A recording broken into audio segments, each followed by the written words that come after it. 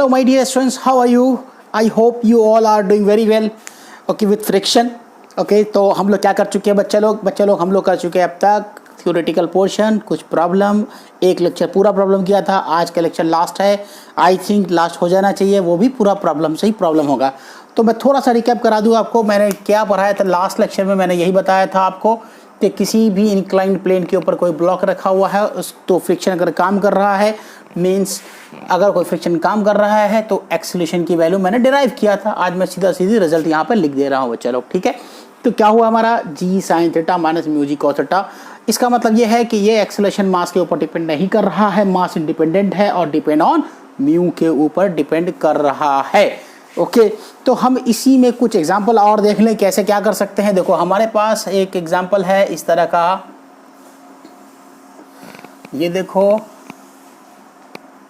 एक ये है, कैसे डिपेंड कर रहा है म्यू के ऊपर वो मैं थोड़ा समझा देता हूं आप लोगों को, उसके आगे फिर हम लोग बात करेंगे।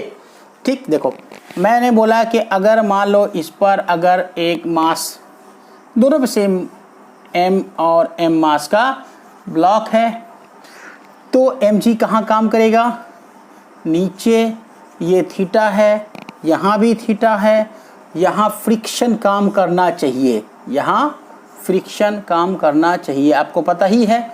यहाँ downward force mg sine theta और ये हमारा mg cos theta, same as it is जैसा न्यूटन लॉज ऑफ मोशन भी हम लोगों ने किया था, वही हम लोग अब इस बार भी करने जा रहे हैं, ठीक है। तो उसमें क्या हो रहा है, अगर मैं आपसे बोलूं कि म्यू की वैल्यू अगर 0 रख दी जाए तो इसका मतलब यह है कि फ्रिक्शन की value 0, mu mg cos theta, mu mg cos theta, तो क्या होगा 0 हो जाएगा, यहाँ भी 0 हो जाएगा। तो इसका मतलब यह है कि a की वैल्यू, ठीक है, a की वैल्यू हमारे पास जो एज इट इज है यही आप उठा करके साइन थीटा रख दोगे, ठीक, रख दोगे। क्यों, क्योंकि देखो अगर मान लो m1 है और ये m2 है, एक मिनट के लिए मान भी लेते हैं, तो m1a और m1g साइन थीटा, दूसरे के लिए लिखो m2a equal to m2g sine theta, है ना, यही होगा। दिस माइनस दिस करोगे m2g साइन थीटा, तो म्यू की वजह से तो पूरा पोर्शन, लास्ट वाला पोर्शन ही क्या हो जाएगा हमारा पास, म्यू mg cos थीटा वाला क्या हो जाएगा, 0 हो जाएगा। तो हमारे पास क्या बचेगा जी, ये गया, ये गया, तो क्या बचा, ये बचा। इसका मतलब ये हुआ कि अगर म्यू की वैल्यू 0 है तो एक्सीलरेशन की वैल्यू क्या होगी, a1 इक्वल टू a2 हो जाएगी, ठीक।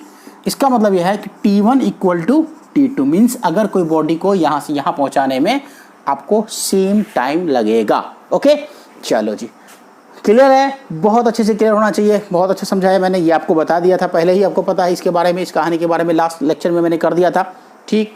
अब इसको मैंने बता दिया कि अगर म्यू की वैल्यू 0 हो तो क्या होगा।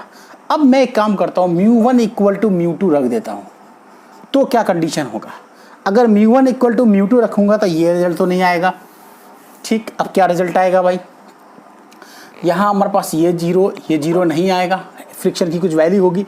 तो मान लो कि f की वैल्यू इस कंडीशन में f1 मान लेते हैं इसको, तो क्या होगा हमारे पास, f1 क्या होगा, mu m1g cos theta, m1g cos theta, m2g cos theta, m2g cos theta, यही तो होगा।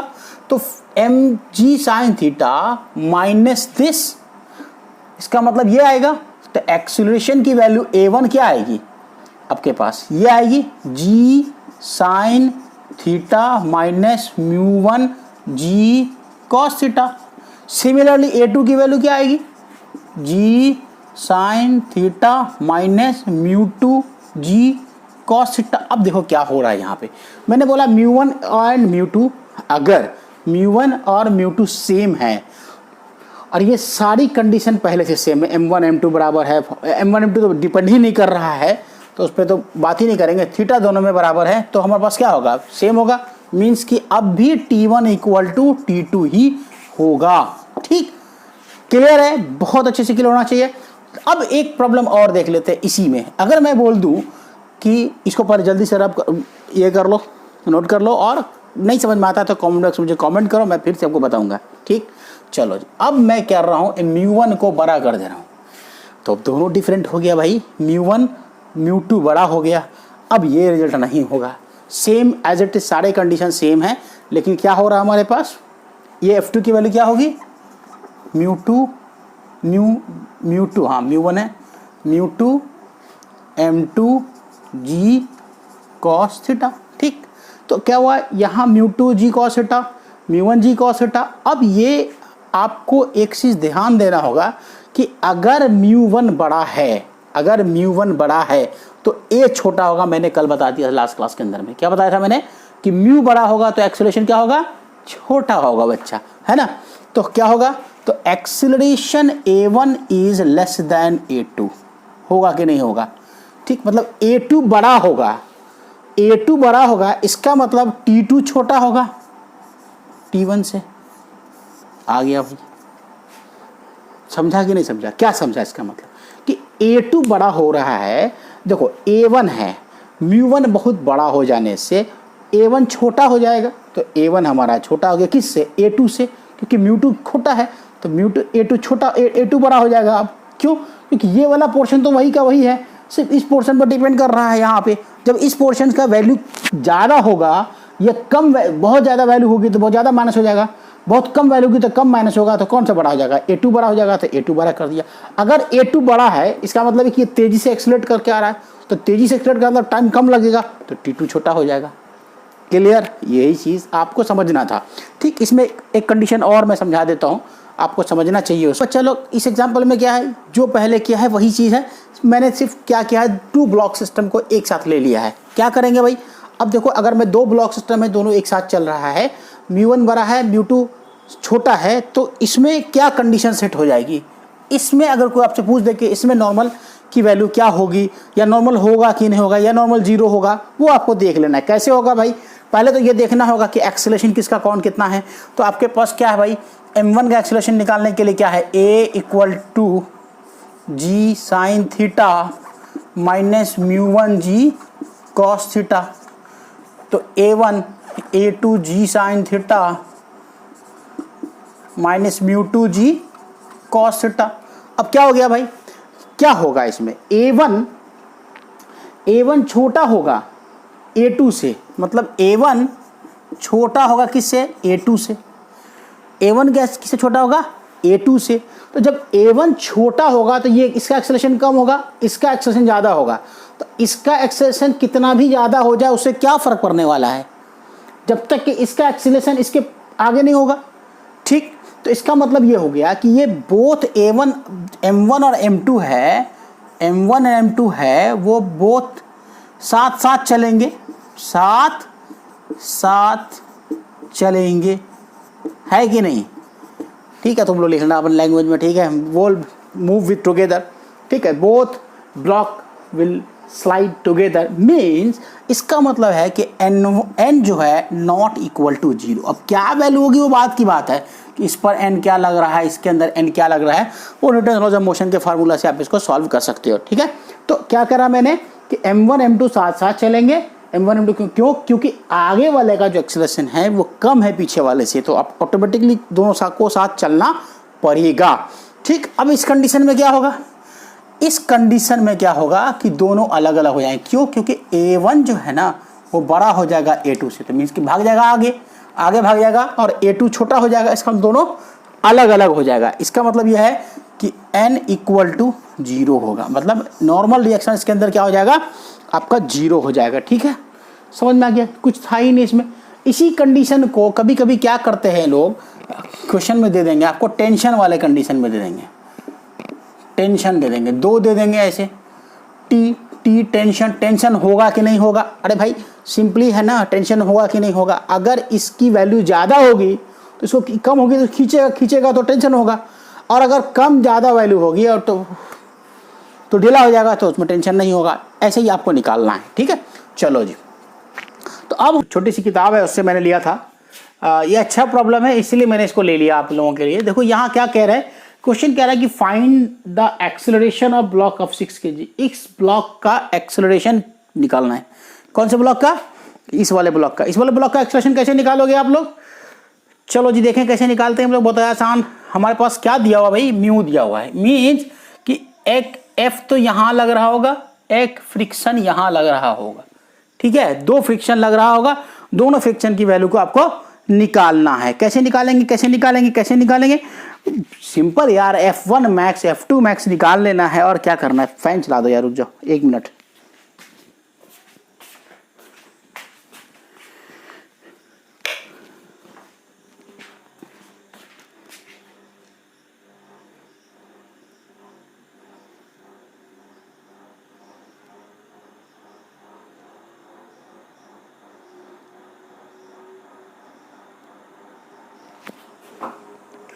हाँ, तो क्या करा था मैंने, यहां F2 निकाल दो, F2 F1 मानो इसको यार, इसको F2 मान लो, ठीक।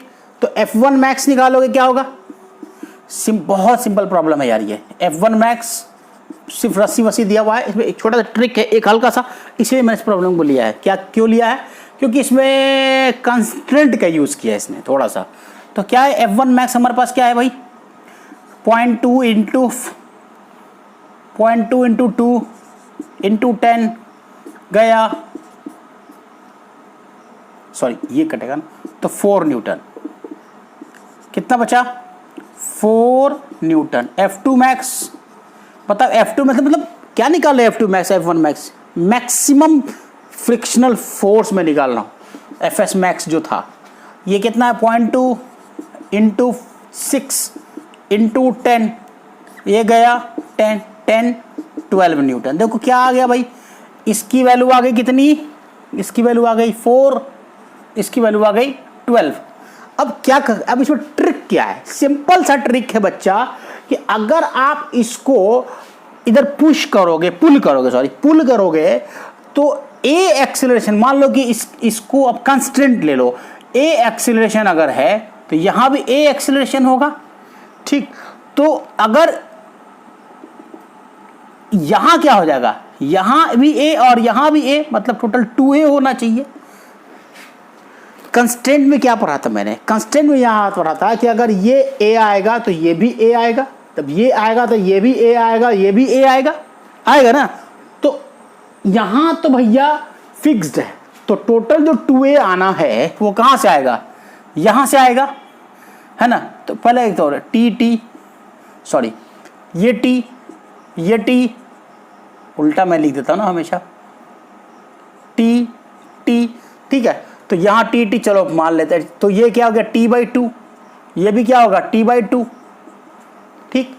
तो ऐसा ही हमारे पास प्रॉब्लम को हमको करना है। इसी तरीके से क्या करना होगा भाई, अगर मैं इसको a लिया तो इसका एक्सेलरेशन a, तो इसका भी a, तो इसका कितना 2a, क्योंकि टोटल रस्सी यहीं से आनी है ना। कहां से आनी है भाई, वहीं से आनी है, ठीक। अब देखो, हाँ बहुत मजेदार प्रॉब्लम, आसान प्रॉब्लम है। अब देखो क्या किया मैंने, अब सिंपली है, यहां 93, इस ब्लॉक पे आते हैं, 93 माइनस 4 माइनस टी, है ना, equal to 2 into a, 2 into a. Second equation, ये इक्वेशन 1, सेकेंड इक्वेशन दो, यहां तो 93, इस पर आ जाओ। जब इस पर आओगे तो ये फ्रिक्शन पीछे, t/2 आगे, है ना, वही है। तो आप क्या लिखोगे, t/2 माइनस कितना भाई 12 इक्वल टू कितना भाई 6 इंटू ए, तो 6 2 इंटू 2a होगा। ये मैं अलग से इसे लिख देता हूं मैं ऐसा, 2a, ये इक्वेशन दो। अब इसको सॉल्व करना है। सॉल्व क्या करना बच्चा, इसको 2 से मल्टीप्लाई कर दो सिंपली। जब 2 से मल्टीप्लाई करोगे तो देखो ये कितना बचेगा, 89 minus T equal to 2a जो था, यहाँ क्या बचेगा t माइनस 24 इक्वल टू 12 दूनी 24, 6 24a। सही है, सही है क्या, बिल्कुल सही है यार। अब इसमें क्या करने का है, 24a। अब इस दोनों को जोड़ दो, ये खत्म हो गया, 89 माइनस 24 65, ये 26a। तो ए की वैल्यू क्या आ गई 65/26, तो 2 और ये कितना 5, मतलब 2.5 मीटर पर सेकेंड स्क्वायर। ये किसकी वैल्यू आई? ये आई ए की वैल्यू, एक्सेलरेशन की वैल्यू किसकी? इस ब्लॉक पर ए निकाला मैंने, लेकिन वहां क्या है तो 6 acceleration on 2a, acceleration on 6 kg block, तो वो कितना होगा भाई 2a है, 2 इंटू ए की वैल्यू क्या 2.5, तो ये हो गया 5 मीटर पर सेकेंड स्क्वायर। बहुत ही आसान सा प्रॉब्लम था, बनाने के लिए कोई दिक्कत नहीं थी। इसी तरह का सेम एक छोटा सा प्रॉब्लम और में कर लेते हैं या फिर छोड़ दें। देखो क्या हुआ कि 6 kg block and 2 kg block है, वो कंस्ट्रेंट से, ये मैंने कहाँ से लिया भाई, ये मैंने कंस्ट्रेंट से लिया। ये 2a की वैल्यू कहाँ से, फ्रॉम कंस्ट्रेंट ले रहे हैं हम लोग। ये जो लिया मैंने कंस्ट्रेंट से लिया। एफबीडी देखो कंस्ट्रेंट लो, अगर ए एक्सेलरेशन यहाँ भी ए ही आएगा, यहाँ ए आएगा तो यहाँ भी ए, यहाँ भी ए आएगा, लेकिन यहाँ क्यों नहीं आएगा रस्सी, ए रस्सी यहाँ से क्यों नहीं आएगी? अगर 1 यहाँ भी 1 तो यहाँ भी 1, यहाँ भी 1, तो यहाँ 2 होना चाहिए। 2 कहाँ से आएगा रस्सी भाई, तो ये यहाँ तो फिक्स है तो आएगा नहीं, तो दो जिसको जो भी आना यहाँ से आएगा एक पुल्ली को खींचने के लिए। ये हम न्यूटन लॉज ऑफ मोशन में कर चुके हैं, इसलिए उतना टेंशन नहीं है। आप न्यूटन लॉज ऑफ मोशन का कंस्टेंट मोशन का जो मेरा भी प्रॉब्लम सब है उसको आप देख सकते हो, उसमें आपको मिल जाएगा सब कुछ। पुल्ली वाला ब्लॉक वाला जितना भी प्रॉब्लम किया मैंने सब में, वो सब मैंने किया हुआ है। ठीक, तो एक्सीलरेशन ऑफ 6 kg ब्लॉक में इस तरीके से मैंने निकाल दिया और ये प्रॉब्लम बन गया। ठीक है, चलो जी अब नेक्स्ट प्रॉब्लम करते हैं। तो बच्चा लोग अब नेक्स्ट प्रॉब्लम देख लेते हैं। ये भी ब्लॉक एंड ओवर ब्लॉक का ही टाइप का ही प्रॉब्लम है, इसको कर लेते हैं, इसीलिए मैंने इसको ले लिया। अच्छा प्रॉब्लम है, ठीक है, चलो कोई दिक्कत नहीं। इसको मैं क्या कर रहा हूँ, ये कह क्या रहा है कि आपको एफ मैक्स निकालना है। ये जो फोर्स लग रहा है ना, ये जो एफ लग रहा है, ये कितना मैक्सिमम होगा कि इस वाले ब्लॉक का 0.7 वाले ब्लॉक का एक्सेलरेशन क्या होगा 30 सेंटीमीटर पर सेकेंड स्क्वायर, मतलब 0.3 मीटर पर सेकेंड स्क्वायर होना चाहिए। यही पूछ रहे हैं और क्या पूछ रहे हैं, अब तो कुछ पूछ नहीं रहा है, इससे ज़्यादा निकाल क्या निकाल लेंगे भाई, कैसे निकालेंगे? इसका एक अलग से मैं डायग्राम ड्रॉ कर रहा हूँ मैं, वो देखो पहले। ये क्यों किया भाई, देखो वो इसलिए किया मैंने, ये इसके लिए किया। देखो यहाँ क्या लगेगा, टी टी टी टी, ठीक। ये देखो, अच्छा दोनों में 0.5 लग रहा है, 0.15, दोनों सरफेस पर 0.15 है। ये चीज़ याद रखना, क्या है, दोनों सरफेस पे 0.15 है, ठीक। अब जी फोर्स का लग रहा है जी, फोर्स यहाँ लग रहा है। अगर फोर्स यहाँ लग रहा है तो एक फ्रिक्शन यहाँ लगेगा और एक फ्रिक्शन इस पर भी लगेगा। क्यों भाई, देखो यहाँ पर बैठ करके देखोगे तो ये तुमको इधर जाता हुआ दिखेगा, इसका मतलब ये है कि इस पर फ्रिक्शन इधर लग रहा होगा। जब इस पर बैठकर देखोगे तो ये इधर जाता हुआ दिखेगा, इसका मतलब इस पर फ्रिक्शन, इसको रोकने की कोशिश कर रहा है, फ्रिक्शन इधर लगेगा, ठीक। और एक फ्रिक्शन और कहाँ लगेगा, जब इस पर बैठ के इसको देखोगे तो तुमको ये कहाँ जाता हुआ दिखेगा, पीछे की तरफ जाता हुआ दिखेगा। तो इसका मतलब एक फ्रिक्शन इस पर, इस वाले ब्लॉक पर, ये वाला जो लग रहा है, चलो इसको हाफ देता हूँ, क्यों इससे पता चला किया हाफ, इसका भी हाफ ही देता हूँ नीचे की तरफ, इसका मतलब ये इस पर, ये ऊपर वाले पे, ठीक है। टेक्निकली और कुछ नहीं है, मतलब ऐसे किया मैंने, चलो जी, है ना। तो बच्चा लोग, अब मैं क्या करता हूँ, इसको आप F1 मान लो, इसको आप F2 मान लो। तो F1 मैक्स निकालोगे, F1 या F1 मैक्स जो भी समझो, मैक्स अब एक ही बात हो गई, 0.15 इंटू ये अकाउंट कितना केजी है, ये हमारा 0.9 केजी हो जाएगा।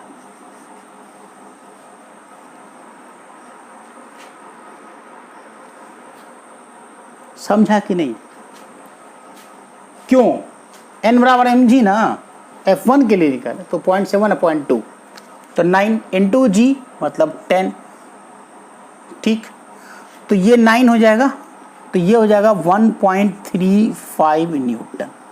F2 0.15 यहाँ, तो ये 2 कितना भाई 0.2, तो ये हो जाएगा 2, तो ये आ जाएगा 0.3 न्यूटन। यस जी, तो F1 और F2 तो आपने निकाल लिया। अब क्या निकालना है आपको, अब क्या निकालना है आपको, थक गया।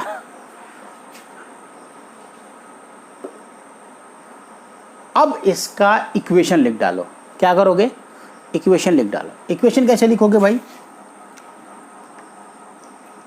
ये हमारा कितना है, एफ दिया हुआ है क्या, नहीं, एफ तो निकालना है, एफ फाइंड एफ मैक्स निकालना है, तो एफ माइनस कितना भाई, एफ माइनस क्या, ये इधर जाएगा, F1 की value 1.35 minus F2 0.3, F minus क्या, T इक्वल टू M है, तो पॉइंट कितना भाई, पॉइंट, अरे कितना 7 है, तो 0.7 इंटू 3.3, क्यों 30 सेंटीमीटर से 0.3 मीटर पर सेकंड स्क्वायर। ओके, अब क्या करें, एक तो अब इस पर भी देख लें, तो ये आएगा T माइनस कौन कौन फोर्स, इस पर कौन कौन फोर्स लग रहा है, इस पर लग रहा है ये T इस तरफ और ये वाला इस तरफ, ठीक है, तो T माइनस 0.3 इक्वल टू कितना भाई, एक्सीलरेशन की वैल्यू क्या होनी चाहिए, एक्सीलरेशन की वैल्यू m इंटू 8, तो 0.2 इंटू 0.3, तो 0.06 आ जाएगा, ठीक। हाँ, अरे मज़ा, क्या इस दोनों को जोड़ दो, और क्या, इस दोनों को जोड़ दो,